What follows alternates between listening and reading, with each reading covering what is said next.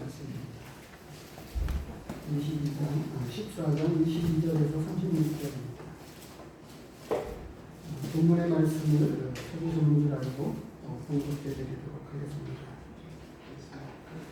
예수께서 즉시 제자들을 재촉하사 자기가 무리를 보내는 동안에 배를 타고 앞서 건너편으로 가게 하시고 무리를 보내신 후에 기도하러 따로 산에 올라가시더니라. 저물때 거기 혼자 계시더니 배가 이미 육지에서 수리나 떠나서 바람이 거스림으로 물결로 말미암아 고난을 당하더라. 밤 4경에 예수께서 바다 위로 걸어서 제자들에게 오시니 제자들이 그가 바다 위로 걸어오심을 보고 놀라 유령이라 하며 무서워하여 소리 지르거늘 예수께서 즉시 이르시되 안심하라 나니 두려워하지 말라.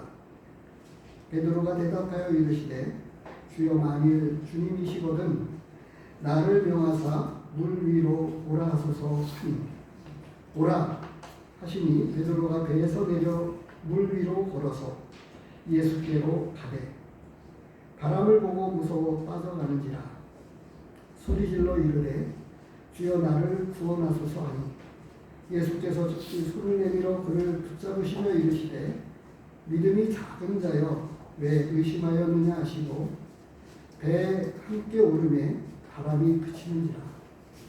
배에 있는 사람들이 예수께 절하며 이르되 진실로 하나님의 아들이로소이라 하더라. 그들이 건너가 게네사렛 땅에 이르니 그곳 사람들이 예수이신 줄 알고 그 근방에 두루 통지하여 모든 병든 자를 예수께 데리고 와서 다만 예수의 옷자락이라도 손을 대게 하시기를 간구하니 손을 대는 자는 다 나음을 얻으리라. 오늘 이 말씀을 가지고 두려워하지 말고 의심하지 말라 라고 하는 제목으로 이 말씀을 같이 나누겠습니다. 오늘 말씀에서 무엇을 우리에게 말씀하고 있는 것일까요? 오병이어의 기적이나 이 물 위로 베드로가 걸었던 이 말씀은 유명한 말씀이고 또 잘 아는 말씀입니다. 우선 결론적으로 오늘 말씀을 드리면 믿음에 관한 말씀을 우리에게 하고 계십니다. 믿음에 관한 말씀.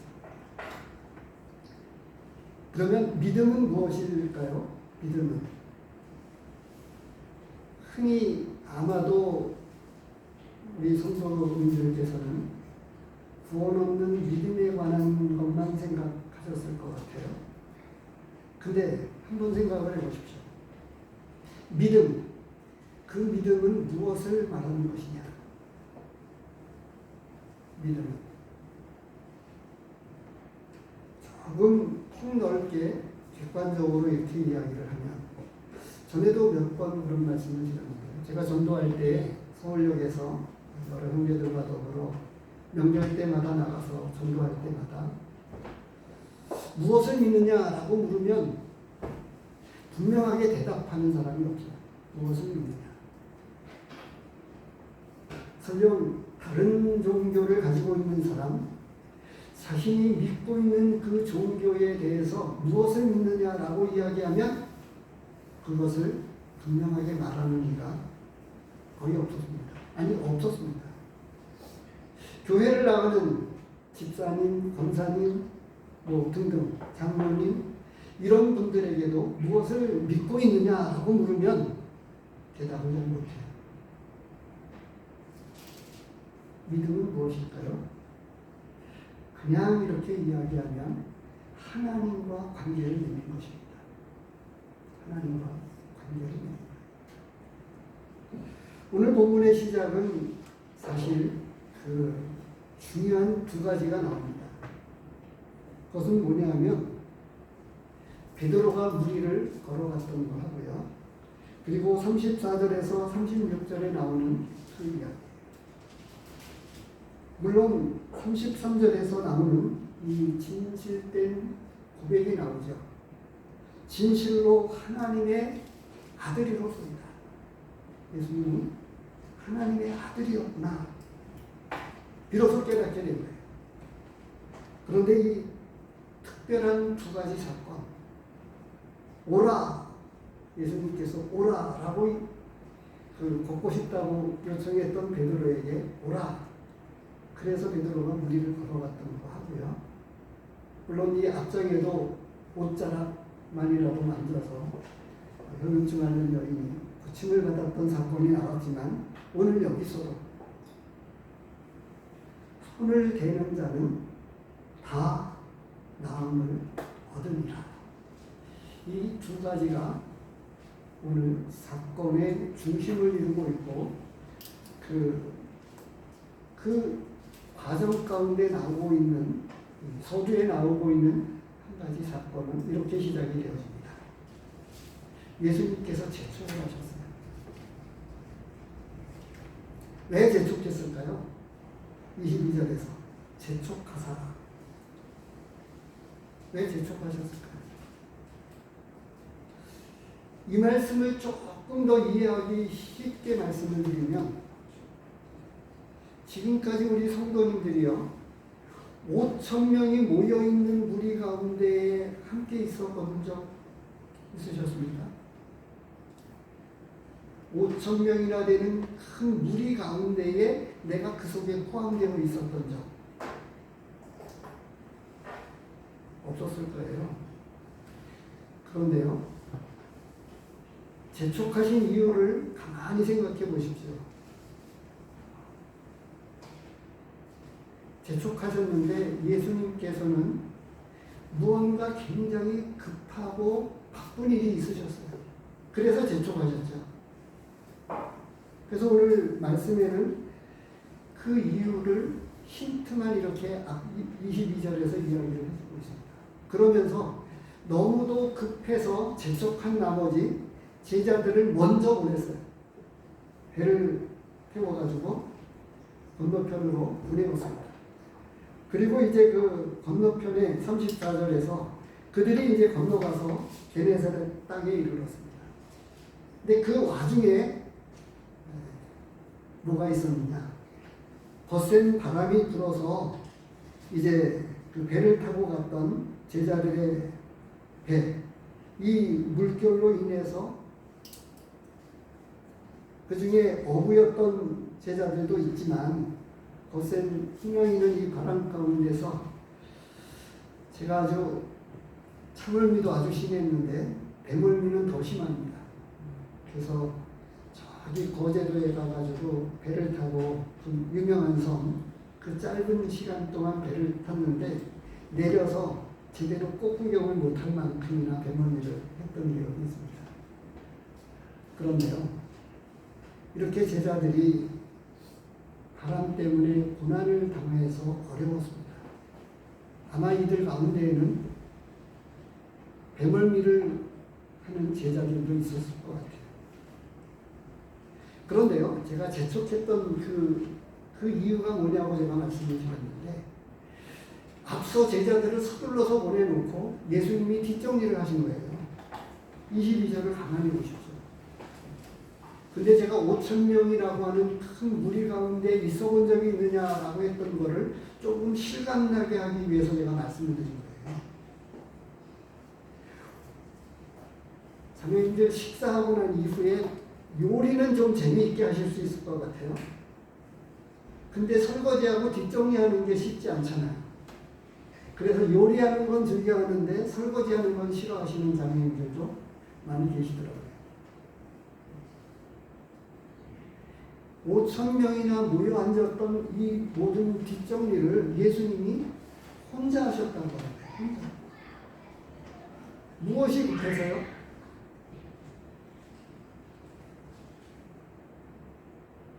우리 같으면 지도자라고 하면 아랫사람 시켜가지고 뒷정리하게끔 나가잖아요. 아랫사람 시켜서 집회 준비를 다 하게 하고. 예수님이 뒷정리를 혼자 하셨어요.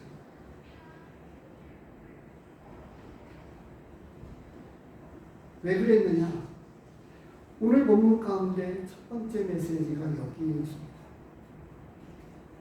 일보다 하나님과의 시간을 더 소중히 하라고 합니다. 예수님은 이렇게 서둘러서 보내놓고 23절에 어떻게 말씀하고 있습니까? 무리를 보내신 후에 기도하러 떠났다. 이렇게 말씀하고 있습니다. 그리고 산에 올라가셔서 저물매 거기 혼자 계셨어요. 사실은 풍랑이는 그 밤 사경이 되는 그때에 예수님이 거기 나타날 때 제자들에게 찾아가기까지 혼자 계셨어요. 하나님과의 시간을 너무나 소중히 여기셨던 예수님께서 제자들을 채촉해서 먼저 보냈다고 합니다.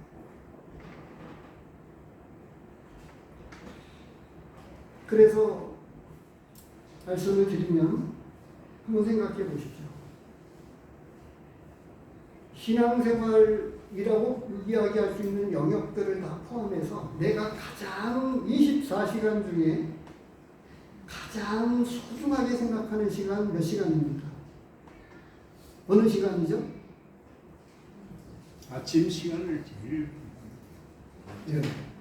나는 그렇습니다. 네, 아침 시간을 가장 귀하게 보는데, 근데 그 아침 시간을 또 어떻게 보내고 얼마 기간 동안을 보내느냐라고 하는 것도 굉장히 중요합니다.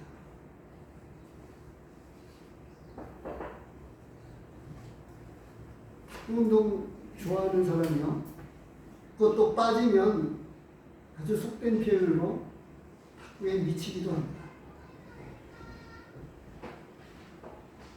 아주 너무 많이 점심도 먹고 저녁까지 먹고 하루 종일 탁구장에서 보내는 사람들도 있다. 골프 좋아하는 사람? 심지어 골프 치러 국내보다는 해외 여행을 가가지고 골프 여행을 가는 사람도 있습니다. 저마다 기뻐하는 시간, 좋아하는 시간, 소중한 시간을 그 나름대로 취미생활이라고 하는 영역으로 시간을 보내는데요. 믿음 안에서 한번 우리가 생각해 보십시오. 무엇을 가장 소중하게 여기고 귀하게 그 시간을 보내고 있나요? 예수님은 하나님과의 시간을, 기도하는 시간을 위해서 가장 그 시간을 귀하게 여겼습니다. 혼자 뒷정리를 다 해야 할 만큼 앞에 가서 또 해야 할 일이 있는데, 또 제자들과 함께 기도하는, 언제나 그랬습니다. 골고다 산에서도 나와 함께 한시도 깨어 있을 수 없더냐, 이렇게 말씀하시기도 하셨습니다. 이 모든 것들을 알고 계셨던 주님께서는 하나님과 기도하는, 하나님과 깊이 교제하는 시간, 그래서 넓은 의미로 말씀을 드릴 때 믿음은 하나님과 관계를 맺는 거예요. 뗄 수 없는 관계, 부자지간 부모와 자식과의 관계를 맺는 거예요. 이게 믿음입니다.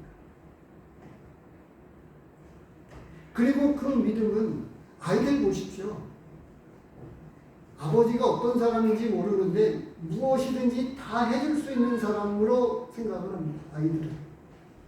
그래서 아이들은 무조건 손 벌리고 무조건 해달라고 합니다. 아빠의 사정과 형편 고려하지 않고 어린 아이들일수록 무조건 해달라고 합니다.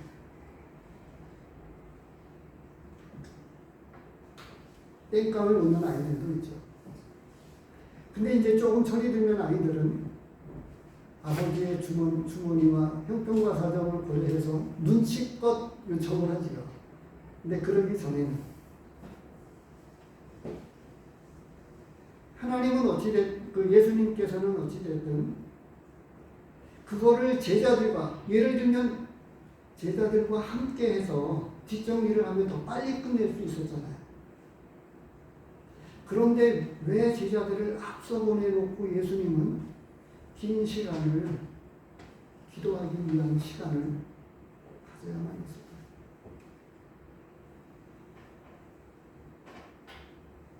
제가 언젠가 말씀을 드렸지만 우리가 드리는 예배 시간 가운데 한 사람 한 사람은요 10분도 채 안 돼요. 기도 하나, 찬송 한 곡 내지는 두 곡, 그게 전부입니다.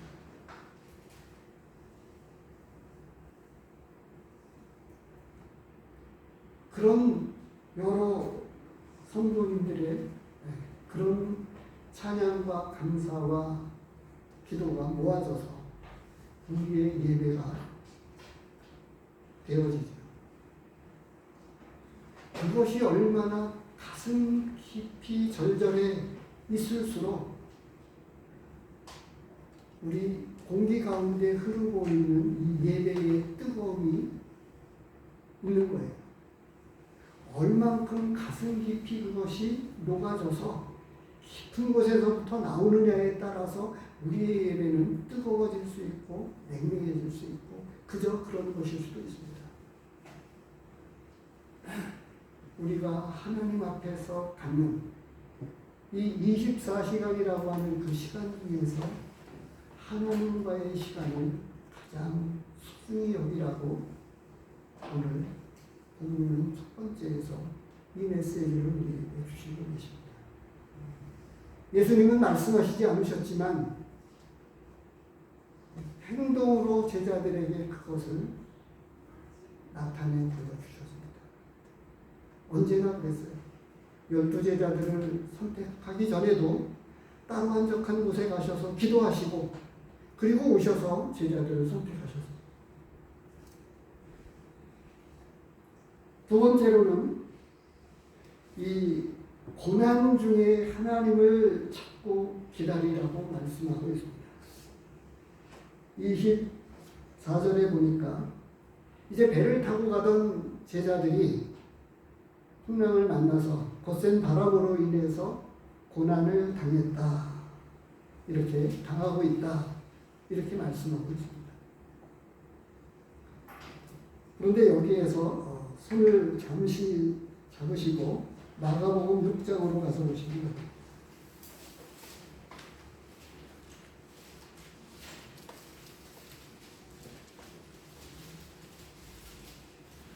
(6장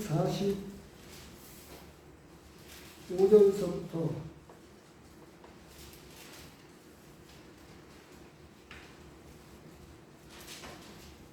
보면 56절까지 같은 내용의 말씀이 마가복음에도 기록이 되고 있는데요. 조금 마가복음은 마태복음보다 조금 구체적입니다. 그래서 46절에 무리를 작별하신 후에 기도하러 산으로 가십니다. 근데 중요한 것은요. 47절, 48절을 보십니다. 저물매 배는 바다 가운데 있고 예수께서는 홀로 물에 계시다가 바람이 거스림으로 제자들이 힘겹게 노젓는 것을 보시고, 여기서 보시고라고 하는 단어에 주목해 보십니다. 48절에 조금 제가 표현을 하자면 예수님께서는 천리안을 가지고 계십니다. 예수님께서는 만리안을 갖고 계셔서 바다 가운데서 힘겹게 노젓고 있는 바람이 부니까 풍랑이는 그 배 가운데 노젓는 배예요. 지금과 같이 동력이 없었기 때문에 노를 저어가지고 그 풍랑을 이겨내야만 했는 그 고생스러운 그 밤에 예수님께서 그것을 보시고 어떻게 했죠? 보시고 밤 4경쯤에 바다 위로 걸어서 그들에게 오사 이렇게 되어 있습니다. 다시 말하면 힘겹게 노젓는 것을 보시고 사실은 찾아오신 거예요. 그런데 마가복음에서 지나가시다가 이렇게 되어 있어요. 근데 문제는요, 예수님이 누워 주무셨을 때 똑같은 사건이 있었죠. 덧셈 풍랑으로. 근데 오늘 본문에서 이것을 말씀해 줍니다.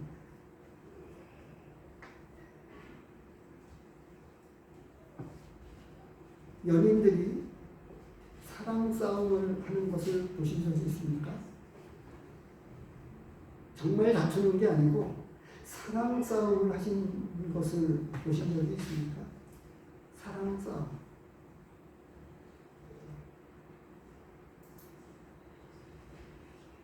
그 바다 한가운데서 예수님이 계시면 그 남들은 다 힘들고 어려워서 그 곤란한 중에요. 예수님을 찾고 예수님을 기다렸으면 너무 좋았을 것을 제자들은 정작 그 한밤중에 3시에서 6시 사이를 이야기합니다. 밤 4경쯤에. 가장 깊은 시간입니다. 2시도 넘어서 3시에서 6시. 요즘 5시 조금만 넘어도 받기 화나죠. 근데 그 깊은 밤, 아주 그 깊은 밤 중에 예수님이 걸어서 제자들에게 사실 찾아오신 거예요.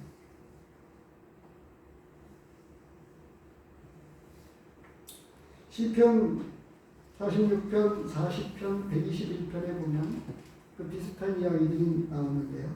나의 도움이 어디서 오고? 시편 121편에 나오는 구절이죠. 천지를 지으신 여호와께서. 주님이 여기 계셨다. 나사로가 병들었다고 알렸을 때에 예수님은 이틀을 더 유하시고 지체하셨습니다. 왜 빨리 오셨더라면 죽지 않았을 텐데. 빨리 오셨더라면. 아니, 예수님과 함께 같이 동행했었더라면 잠잠히, 저는 제가 사랑 싸움 이야기를 꺼낸 이야기가, 말씀을 드린 이유가 이 과정 속에서 예수님은 우리에게 사랑 싸움이라고 그럴까요? 숨바꼭질이라고 그럴까요? 그런 것을 우리에게 기대하시고 뭔가 그들을 먼저 보내셨다고 생각이 들었습니다. 그리고 찾아오셔서 옥에 갇혔던 베드로를 위해서 기도하고 있었을 때 베드로는 이제 풀려나가지고 찾아왔는데 그때도 유령이 귀신인 줄 알고 제자들이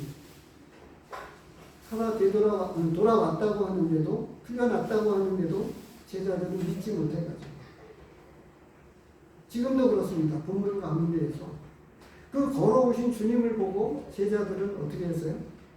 유령이다 라고 생각을 했습니다. 유령이다. 잠잠히 하나님 앞에서 기다려 보십시오. 기대해 보시기를 바랍니다.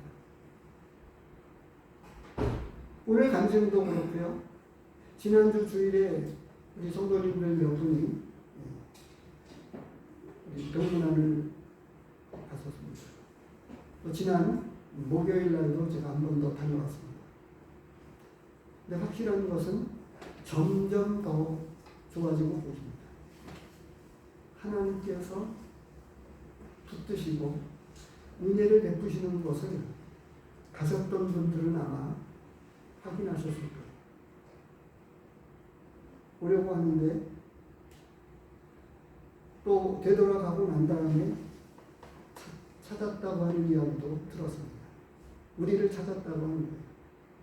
오면 사람이 그리워서 누군가가 옆에 있으면 좋겠다고 하는 동성이 그렇죠. 우리는 혼자 있으면 외롭습니다. 누군가가 곁에 있으면 아무런 말을 걸지 않아도 옆에 있다는 것만으로 한밤중에 생각해 보십시오. 각각 떨어지면 공동묘지에 떨어져 있으면 무서운데 옆에 한 사람이라도 있으면 둘만 되면 벌써 위로가 되고 힘이 돼요. 그렇잖아요. 유령이라고 생각합니다. 근데 이런 것들을 통해서 우리는 지나온 시절들, 어렸을 때 저희 아들은 택시에 부딪혀가지고 다리가 골절이 됐는데 어떻게 된 건지 그 안에서 S자 형태로 뼈가 이렇게 휘어져지기도 했었고, 저희 딸아이는 다쳐가지고 쇄골이 부러진 적도 있었습니다. 또 잃어버린 적도, 두 아이들 다 잃어버린 적도 있었어요. 그런데 그런 과정 가운데 오늘 수고해 주셨습니다만 그 위경 가운데서 그때마다 은혜를 베풀어 주시고, 내가 너의 보호자다, 내가 너를 지켜주겠다, 이런 것들을 시시때때로 확인해 주셨습니다. 아마 성도님들에게도 그런 간증과 경험이 나름대로 있으셨을 것입니다. 그래서 오늘 본문에서는 우리에게 그걸 말씀하십니다. 일보다 하나님과의 시간을 더 소중히 하라고 말씀하시고, 고난 중에 하나님을 찾고 기다리시면 하나님은 우리에게 찾아오신다고 말씀하고 계십니다. 출애굽기서 말씀을 잠시 보도록 하겠습니다. 3절입니다.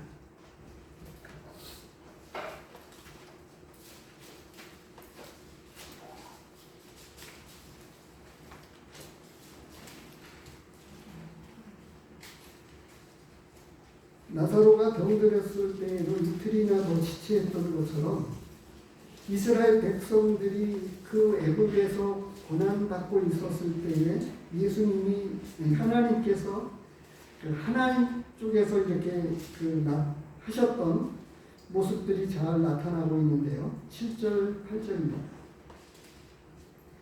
3장 7절. 여호와께서 이르시되 내가 애굽에 있는 내 백성의 고통을 분명히 보고 그들의 감독자로 말미암아 부르짖음을 듣고 그 근심을 알고, 그렇게 되어 있어요. 9절에 이제 가라, 이스라엘 자손의 부르짖음이 내게 달하고 애굽 사람이 그들을 괴롭히는 학대도 내가 보았으니 라고. 일찍 건져주시면 되는데 기다리셨어요. 예수님께서 무슨 이유였는지 하나님께서는 기다리셨어요. 이스라엘 백성이 때가 참에라고 말씀하시죠. 때가 참에 예수 그리스도께서 이 땅에 오셨습니다. 때를 기다리고 계십니다. 우리에게 찾아오실 때를. 근데 오늘 본문으로 돌아와서 보면 너무도 급해가지고 물 위를 걸어서 급하게 찾아오셨어요. 한밤중에 3시에서 그 서너 시에 달이 떴으면 모르겠지만 캄캄한 어둠이었기 때문에 유령으로 생각을 했었던 것 같아요. 잘 모르겠습니다.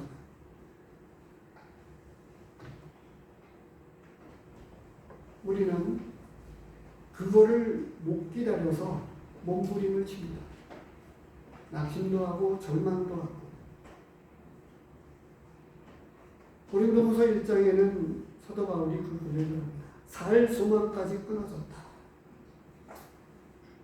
그리고 나서 고백하는 거가 오직 하나님만 의지하게 하려고 있었던 것이다 라고 사도 바울은 고린도후서 1장에서 고백하고 있습니다. 고난 중에 이거는 당연히 그렇죠. 그래서 고난당하는 자는 하나님 앞에 기도하는 겁니다. 근데 문제는 여기서 그 고난 중에 우리를 찾아오시고 우리를 만나주시는 그 하나님으로 인해서 깊은 관계가 형성되어진다고 합니다. 그래서 무슨 이야기를 하죠? 고난은 축복이다. 축복을 고난이라고 하는 포장을 해가지고 우리에게 찾아온다고 합니다. 그래서 그 고백이 뭐죠? 고난 당하는 것이 내게 유익이다. 전에는 듣기만 했는데 이제는 눈으로 보게 되었다. 이런 고백이 나오는 것입니다. 고난 당하기 전에는 몰랐는데, 그렇다고 하나님께서 우리를 일부러 그렇게 하시진 않습니다. 그가 아이도 그렇죠. 한번 데워봐야 뜨거운 걸 함부로 안 만지니까 살짝 데리도록 내버려두죠. 그러다가 급하게 잡아서. 그리고 나서는 아이가 함부로 만지지 않게 되는 것을 스스로 체득하게 됩니다.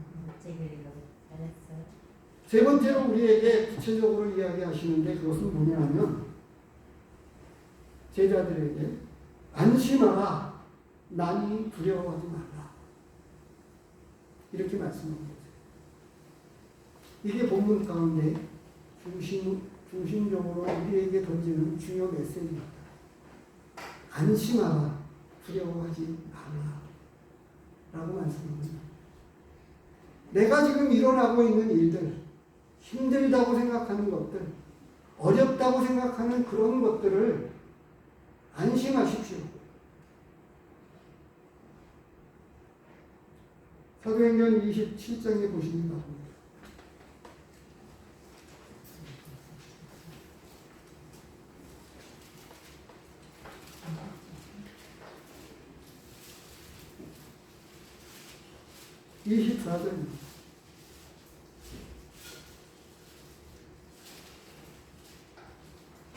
이걸 조금 더 저기 하기 위해서 조금 몇 구절을 더 같이 보겠습니다. 21절서부터 보겠습니다. 여러 사람이 오래 먹지 못하였으니 바울이 가운데 서서 말하되 여러분이여 내 말을 듣고 글에 대해서 떠나지 아니하여 이 타격과 손상을 면하였더라면 좋았을 뻔하였느니라. 내가 너희를 권하노니 이제는 안심하라. 너희 중 아무도 생명에는 아무런 손상이 없겠고 오직 백분이니라. 내가 속한 바 곧 내가 섬기는 하나님의 사자가 어젯밤에 내 곁에 서서 말하되 바울아 두려워하지 말라. 내가 가이사 앞에 서야 하겠고 또 하나님께서 너와 함께 항해하는 자를 다 내게 주셨다 하였으니 그러므로 여러분이여 안심하라. 나는 내게 말씀하신 그대로 되리라고 하나님을 믿노라. 그런즉 우리가 반드시 한 섬에 걸리리라 하더라.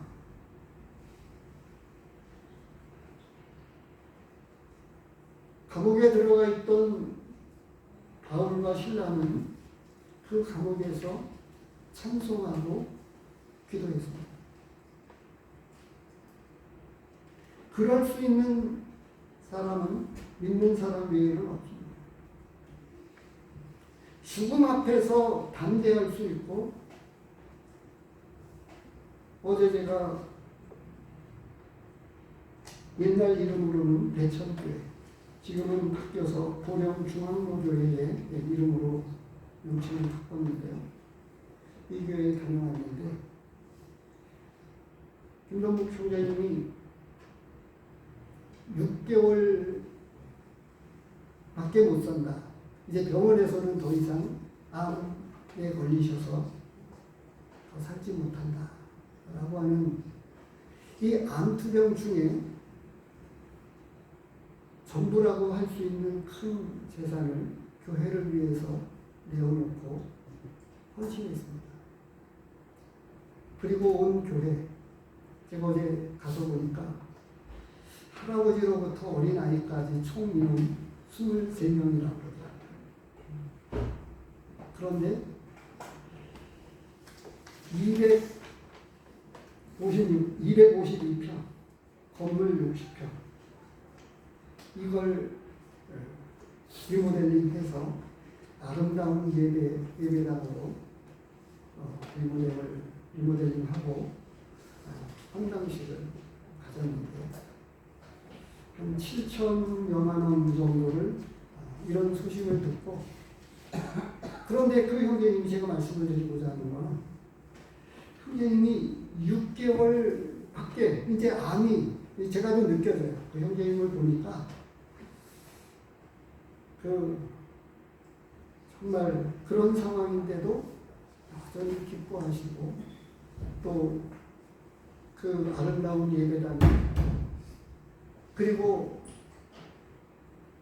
우리식으로도 그렇습니다만 대천여고 정문 바로 옆에 있습니다. 옆이었어요. 252평 되는 땅을 사가지고 거기에 올려져 있었던 집 52평 정도 되는 그걸 헐어가지고 한 60평 정도로다가 리모델링 해서 아름답게 정말 이전의 모습은 아니 새로 건축했었을 모양으로 아름답게 꾸며집니다. 그리고 나서 성도 자신들도 어떻게 이게 가능할까? 그 6억이 넘는 돈을 가지고 가지고 있었던 돈이 얼마 안 되는데 돈에 대한 이야기는 하지 않겠습니다. 그런데 그 죽음 앞에서도 처연하게 예배당을 건축한다고 하는 개념으로 그렇게 해서 복음을 위해서 교회를 위해서 마지막 남은 생명까지 촛불같이 태워져서 주님 앞에 드리고 있는 그 모습이 너무나 아름답고 귀했습니다. 그래서 그런 형제님으로 인해서 여러 곳에서 많이들 오셨어요. 헌담시에. 그런데 특이한 사항이요. 그 인원수에 대출도 안 받고 빚도 안 지고 다 했습니다. 어떻게 그게 가능했을까? 오늘 말씀은 안심하고 두려워하지 말라고 말씀하고 있고 믿음 안에는 믿음은 두려움을 내어 쫓는다고 말씀하고 있습니다. 그런 말씀을 우리 찾지 않겠습니다만 우리에게 계속해서 두려워하거나 의심하지 말라고 말씀합니다. 근데 여기서 의심하지 말라고 하는 말씀이 특별합니다. 오라고 하는 말씀이 있죠. 29절에 오라. 자, 금방 허둥지둥 너무나 힘겹게 건너가고 있었는데 예수님이 오셨어요. 근데 믿음이 있었던 베드로가요. 걸어오시는 주님 앞에 나도 무리를 걷고 싶다고 요청을 합니다. 나를 명하사 물 위로 오라 하소서. 용기가 대단하잖아요. 믿음의 용기가 있었어요. 아니 믿음대로 베드로는 그래서 물 위를 걸어갔습니다. 그런데 문제는 의심했기 때문에 의심하면서 이제 그 즉시로 빠져갔다고 하는 거죠. 근데 빠져갔지만 베드로는 체험했다고 하는 거예요. 믿음이 있으면 무리도 걷게 되는구나. 그걸 체험했어요. 베드로. 그래서 제가 특별한 사건 두 가지. 베드로가 무리를 걸어갔던 것. 그리고 병든 자들이 옷자락만이라도 만지면 병이 낫겠다고 하는 믿음을 가지고 옷자락이라도 만졌을 때 만진 사람은 어떻게 돼요? 손을 대는 자는 다 나음을 얻습니다. 병고침을 받았다고. 이게 오늘 보는 말씀입니다. 네 번째로는 우리에게 지금 말씀을 드린 34절에서 36절로 나오는 이 말씀을 통해서 전에 그런 말씀을 드렸죠. 예수님에게는 전이 되는 암세포보다도 더 놀라운 능력이 있는데 전이 되는 능력이 있어서 옷자락만이라도 만져도 전이가 되고요. 말씀을 먹으면 말씀을 듣는 것만으로도 전이가 되고요. 예수님 가까이에라도 가면 아니 부탁만 해도 전이가 되죠.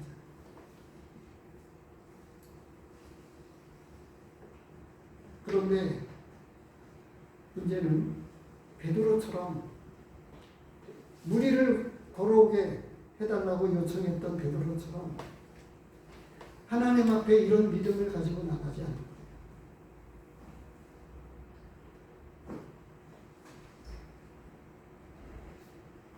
전이 되는 능력을 경험하게 되기를 원합니다. 말씀은 더 놀라운 능력이 있어서 말씀은 우리를 치료하십니다. 시편에 말씀을 보내서 우리를 위로하시고 치료하십니다. 말씀을 보내서 위경에서 건지십니다.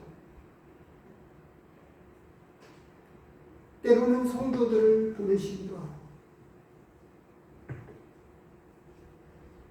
예배당의 리모델링 그래서 가서 보면 현장에서 가서 보면 그런 거를 제대로 제가 다 못 전해서 안타까워요. 그 현장에서 보고 듣고 느끼는 이런 생생한 것들을 제가 대신 전해줄 수가 없겠고요. 그런데 정말 안타까워요. 우리 모두는 다 하나님 앞에서 동일한데요. 특별한 사람들만 그런 자리에 가요. 우리는 지금 어느 사이에인가 소중한 것들을 잃어버려 가고 있는데 이런 황당식 자리에 일꾼들만 대부분 모인다고 합니다. 성도들이 다 함께 같이 해야 되고 그 중심이 성도들이어야 되는데 일꾼들 중심의 어떤 모임처럼 되어버려 가는 이런 안타까움이 있습니다. 말씀을 정리하면 그렇습니다. 첫 번째가 우선순위가 가장 좋아야 될 것, 하나님과의 시간을 우선순위로 두십시오. 실질적으로 투자해 보시기 바랍니다. 하나님과의 시간을. 내리로 하는 그 시간, 이 찬양을 부르면 그때가 가장 즐겁다. 그때가 가장 귀하다고 찬송가를 지은 작사자는 고백을 하죠. 내기도 하는 시간, 말씀을 읽는 그 시간, 갔다가 되돌아오는 길에 늦게사 그 30년 넘게 장로교에 다니셨던 저희 작은 어머니 뒤늦게 믿으시고 말씀 보는 게 너무너무 즐겁다고 이야기하시다. 80이 넘으셨는데 금방 되돌아서면 잊어버리시지만 말씀을 보는 게 너무 즐겁다고 이야기하세요. 둘째가 하나님을 바라보고 기다리는 것입니다. 이 절망의 때, 위경의 때 주님 앞에 기도하고 기다리면 찾아오십니다. 찾아오셔서 제자들에게 나타나듯이. 근데 하나님은 사인을 보내주셔도 그걸 제대로 눈치 못 채는 경우가 있는 거예요. 제자들처럼. 위령이라고 생각하는 것처럼. 귀신이라고 생각했던 것처럼. 베드로의 경우에 그게 풀려났는데 의심하기 때문에 그렇죠. 베드로는 순전했기 때문에 예수님처럼 걷고 싶어가지고 오라 하니까 용기 내서 그 바다에 발을 담갔습니다. 사실 생각해 보십시오. 믿음이 있으니까 그 바다에 몸을 맡긴 거예요. 발을 내디뎠던 거예요. 이 간단한 것 같아도 사실은 그렇게 간단한 것은 아니었어요. 그런데 걸어가다가 다시 바람 불고 이렇게 되니까 거기에 이제 의심이 들어가서 빠지게 된 거지만 적어도 그에게는, 베드로에게는 믿음을 가지고 자기 몸을 그 물 위에 던졌습니다. 그렇게 우리에게 셋째로 두려워하지 말고 의심하지 말라고 분명한 메시지로 말씀해주고 계십니다. 넷째로 예수님에게서 나오는 모든 것, 예수님 그 자체로부터 나오는 놀라운 전이 되는 능력이 있어서 그래서 몇 차례 말씀을 지난 시간에도 드렸습니다만 창턱에 걸터 앉아 있을지라도 하나님 앞에만 나아가면 졸다가 말씀 듣다가 졸았기 때문에 창턱에 떨어져서 죽기도 했지만 오히려 그는 하나님의 놀라운 기적을 체험했습니다.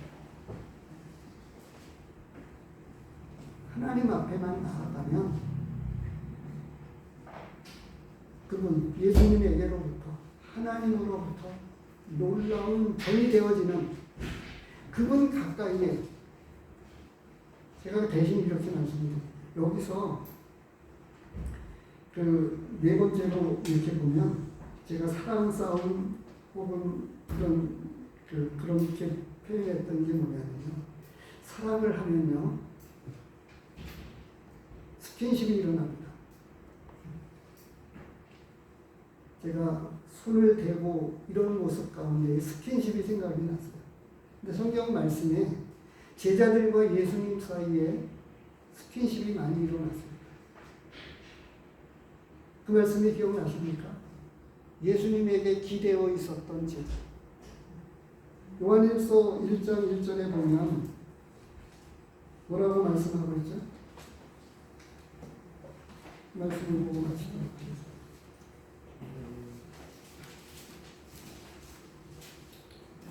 1장 2절. 태초부터 있는 생명의 말씀에 관하여는 우리가 들은 바요 눈으로 본 바요 자세히 보고 우리 손으로 만진 바라. 긴 시간 동안 예수님을 따라다니면서 예수님과 더불어 많은 스킨십이 이루어졌었다고 합니다. 그래서 믿음은 점점 깊은, 그래서 요한일서 주제가 교제예요. 하나님과의 깊은 관계, 이 관계를 맺었는데 뗄 수 없는 그 관계를 맺고 나서 거기서부터 시작되어지는 거죠. 관계가 맺어지면서부터. 그리고 나서 깊은 관계로 들어가는 겁니다. 사람도 친해지는데 그냥 친해지지 않습니다. 그냥 함께 한다고 해서 친해지지 않아요. 어떻게 해야 돼요? 내가 뭔가 마음을 쏟아야 됩니다. 그리고 초청도 하고. 그렇게 해서 하나님과의 관계가 깊어져 가시고 하나님과의 시간을 소중히 여겨가면서 그분을 기다려가고 그분의 메시지를 들으면서 안심하고 우리에게 평안을 주신 그 하나님으로부터 기뻐합니다. 그리고 그분을 만지고 옷자락만이라도 만져서 그분의 말씀 한 구절만이라도 내 가슴에 담으면 그것이 나에게 전이 되어져서 예수님에게서 나오는 어떤 능력이 전이 되어져서 나를 변화시키고 내 안에서 놀라운 능력을 행하시는 그런 체험을 저와 여러분들 베드로처럼 우리를 걷는 그런 체험을 친히 체험하게 되기를 기도합니다. 하나님 아버지 감사합니다. 우리에게 참